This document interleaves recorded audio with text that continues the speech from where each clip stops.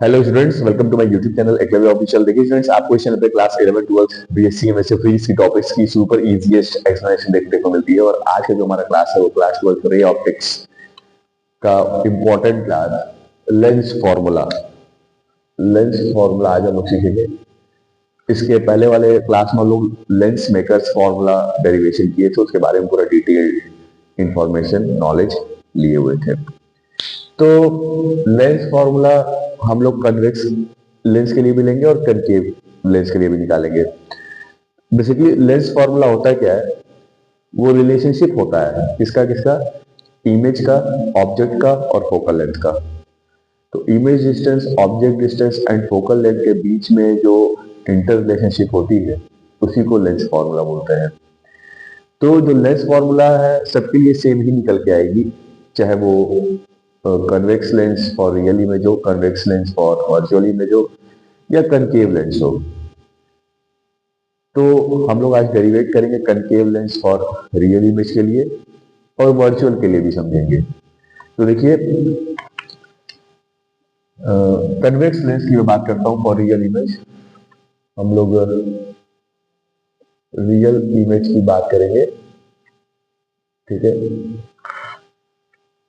तो यहाँ पर सबसे पहले एक कन्वेक्स लेंस इस तरीके से ड्रॉ करते हैं।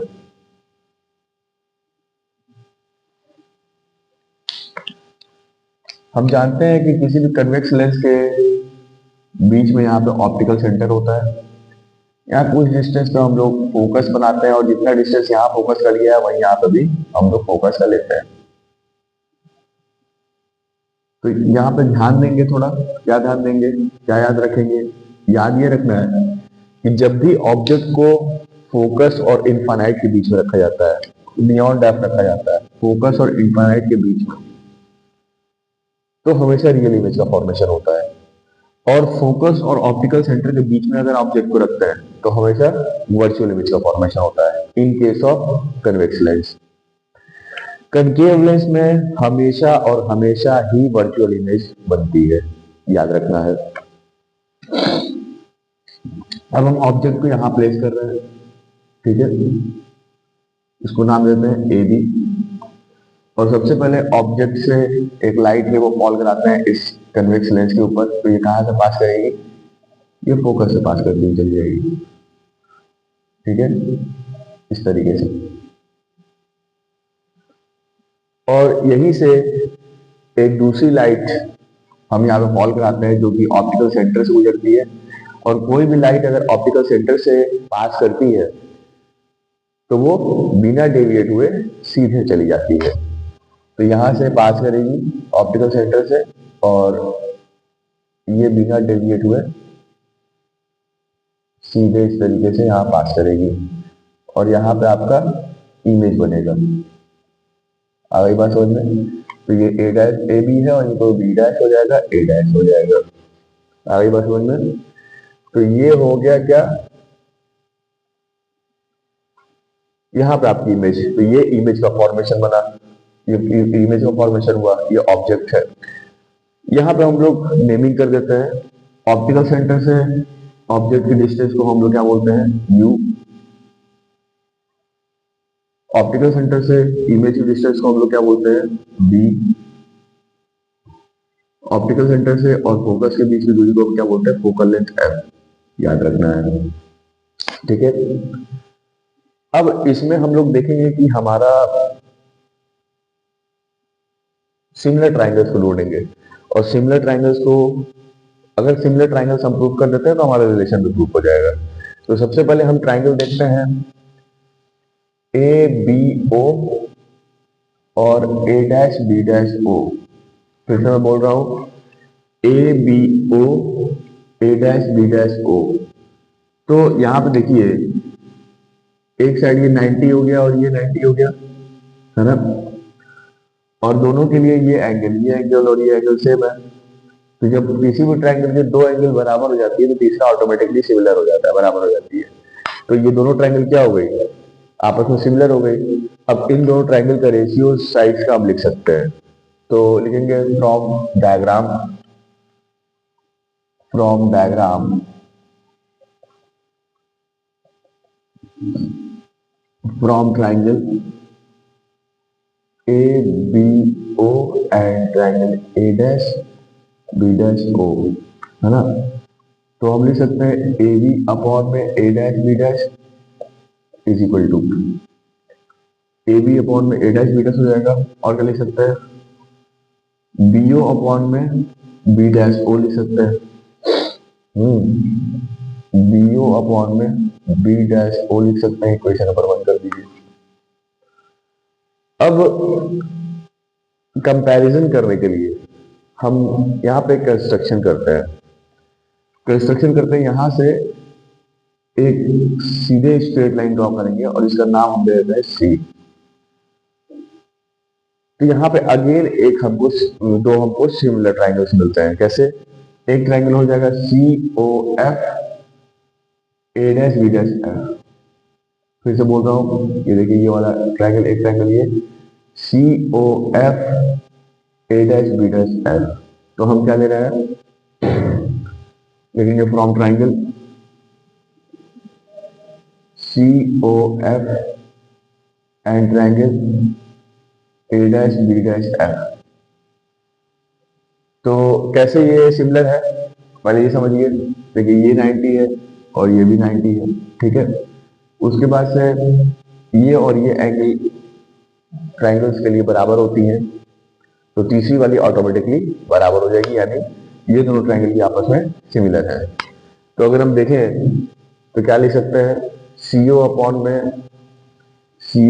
में ए डैश बी डैश लिख सकते हैं, CO अपॉन में ए डैश बी डैश लिख सकते हैं is equal to O F upon में बी डैश एफ लिखा जा सकता है। ओ एफ अपॉन में या एफ अपॉन में बी डैश एफ लिखा जा सकता है। अब एक चीज देखिए कि जो CO है वो AB के बराबर है। फिर से बोल रहा हूं, ध्यान से सुनिए। CO AB के बराबर है तो CO की जगह पे AB लिखा जा सकता है।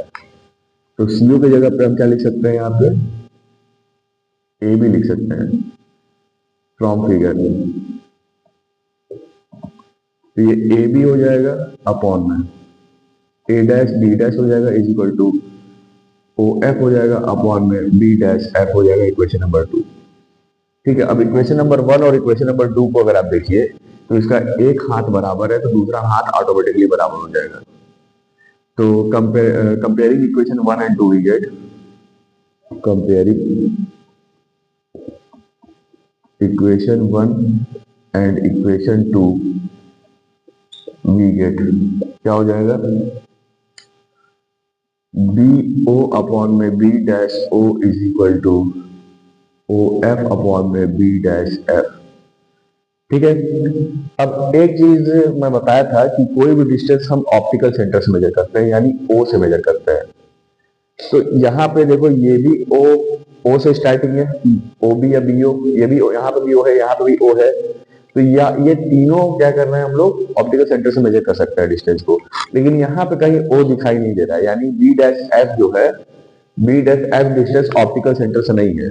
तो B dash F optical centre से नहीं है तो हम ऐसा करेंगे कि बी डैश एफ डिस्टेंस को ऑप्टिकल सेंटर से मेजर किया जा सके, मापा जा सके। तो हमको बी डैश एफ निकालना है, तो हम बी डैश ओ में से अगर ओ एफ माइनस कर दें तो बी डैश एफ निकल जाएगा।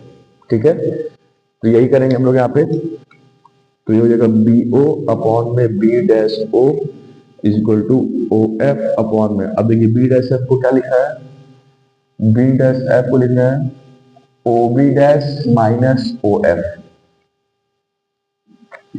ओ B dash minus O F. Minus करेंगे तो बी डैश एफ निकल जाएगा। अब क्या करेंगे, अब इसको नोटेशन से लिख देते हैं, जो भी हम यहाँ पे नोटेशन माने हुए हैं। अब बीओ को क्या माने हैं, बीओ को यू माने हुए हैं, बी डैश ओ को बी माने हुए हैं, ओ एफ को एफ माने हुए हैं। In the same with this also.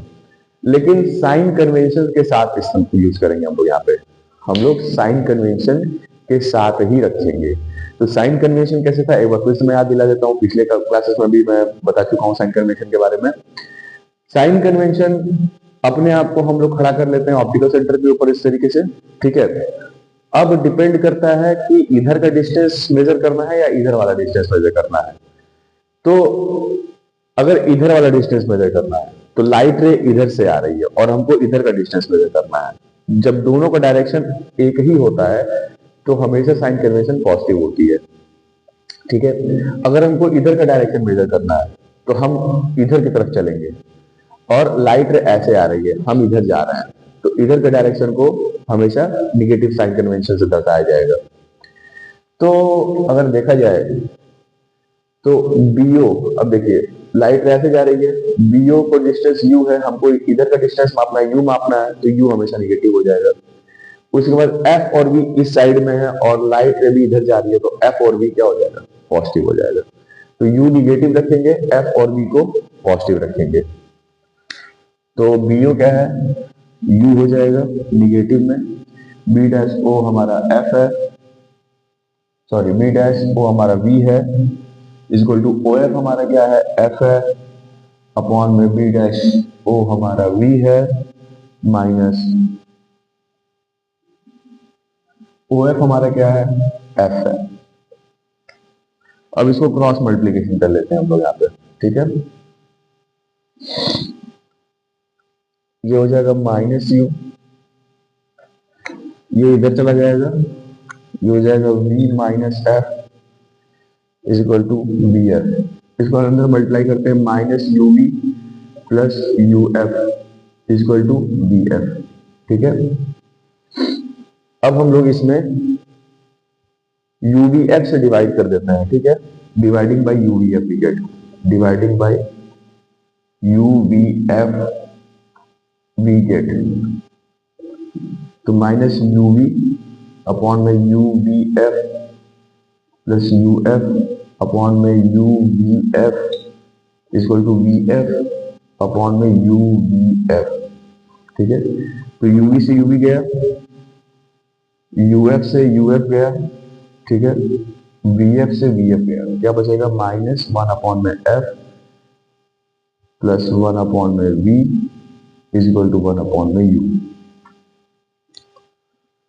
तो इसको कैसे लिखा जा सकता है, देखिए इसको लिखा जा सकता है वन अपॉन में F is equal to one upon में वी माइनस वन अपॉन में वी। तो ये जो फॉर्मूला हमारा रेडी हुआ है, ये जो फॉर्मूला रेडी हुआ है, ये कैसा फॉर्मूला है, यही लेंस फॉर्मूला है बेटा, इसी को हम लोग लेंस फॉर्मूला बोलते हैं। आ रही बात समझ में। तो आप चाहे कन्वेक्स लेंस रियल इमेज के लिए निकालिए या कन्वेक्स लेंस वर्चुअल इमेज के लिए निकालिए या फिर कनकेव लेंस के लिए निकालिए, सबका आंसर यही आने वाला है। आ रही है बात समझ में कि नहीं आ रही है। तो अब हम थोड़ा चलते हैं इसके वर्चुअल इमेज की बात कर लेते हैं। थोड़ा मैं वर्चुअल इमेज को एक्सप्लेन कर देता हूं, उसके बाद मैं आगे बढ़ता हूं, ठीक है। तो अगेन वर्चुअल इमेज कैसे फॉर्मेशन होगा बेटा, तो ये जो है हमारे पास एक कन्वेक्स लेंस तो हमने ले लिया। अब ये जो कन्वेक्स लेंस है, ये इसका प्रिंसिपल एक्सिस हमने बना लिया। अब यहाँ ऑप्टिकल सेंटर, यहाँ फोकस इक्वल डिस्टेंस पे। इस प्रिंसिपल एक्सिस को थोड़ा सा हम बढ़ा देते हैं ताकि इमेज बनाने में कोई प्रॉब्लम ना आए। अब देखिए हमने कहा था कि जब भी फोकस के बियॉन्ड इन्फिनाइट से लेकर फोकस तक के बीच में ऑब्जेक्ट को प्लेस करते हैं तो रियल इमेज बनती है। फोकस और ऑप्टिकल सेंटर के बीच में अगर ऑब्जेक्ट को प्लेस करते हैं तो हमेशा वर्चुअल इमेज बनती है। तो वर्चुअल इमेज बनाने के लिए हमें ऑब्जेक्ट को यहां प्लेस करना पड़ेगा, ठीक है। अब लाइट रे सीधे पास करेगी, तो कहां से सीधे अगर लाइट रे इंसिडेंट करती है तो कहां से पास करेगी, फोकस से पास कर जाएगी, ठीक। और एक लाइट रे जो है ऑप्टिकल सेंटर से अगर पास करती है तो कहीं डेविएट नहीं होगी, वो सीधे निकल जाएगी। तो वर्चुअल इमेज का फॉर्मेशन कहाँ होगा? वर्चुअल इमेज का फॉर्मेशन यहाँ पे होगा। कुछ इस तरीके से इसको आगे रिट्रेस करेंगे। एक सेकेंड,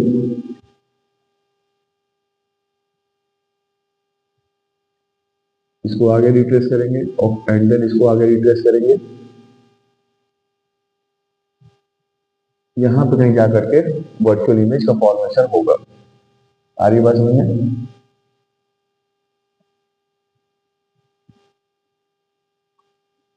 कुछ इस तरीके से वर्चुअल इमेज यहाँ पे जाकर के मीटअप होगी दोनों रेस, और यहाँ पे वर्चुअल इमेज बन जाएगा आपका इस तरीके से।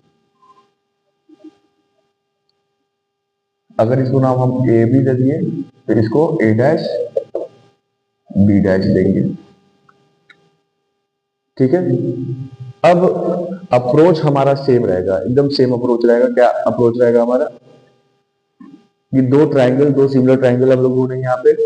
तो ट्राइंगल ए बी ओ और A dash B dash O. कौन सा triangle? Triangle A B O and triangle A dash B dash O. तो देखिए जरा कैसे ये सिमिलर है। एक तो ए डैश बी डैश 90 है, ए बी 90 है। ठीक है, एक ये एंगल क्लियर हो गया, और इन दोनों ट्राइंगल के लिए ये एंगल सेम हो जाएगा। ठीक, सेम अप्रोच लगेगा। अगेन हम लोग सेम वही काम करेंगे, यहां से परपेंडिकुलर ड्रॉ करेंगे। ठीक है, और परपेंडिकुलर ड्रॉ करके अगेन दो ट्राइंगल हमारा क्या हो जाएगा, यहाँ पे सिमिलर दिखाएंगे। तो जो दो ट्राइंगल हमारा सिमिलर होगा वो कौन कौन सा होगा? इसको हम नाम देते हैं सी, सी एफ ओ। एक ट्राइंगल हो जाएगा सी एफ ओ, और